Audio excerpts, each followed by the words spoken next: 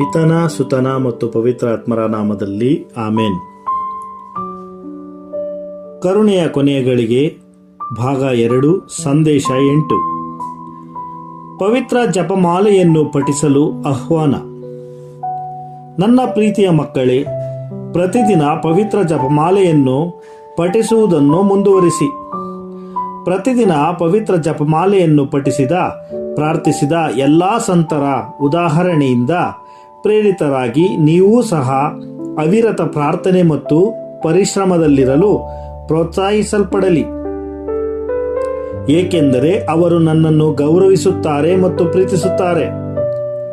ನನ್ನ ಮೇಲಿನ ನಿಜವಾದ ಪ್ರೀತಿ ಮತ್ತು ಭಕ್ತಿಯು ಅವರನ್ನು ತ್ರೈಯೇಕ ದೇವರೊಂದಿಗೆ ಶಾಶ್ವತವಾಗಿ ಒಂದುಗೂಡಿಸುತ್ತದೆ ಎಂದು ಅವರಿಗೆ ತಿಳಿದಿತ್ತು.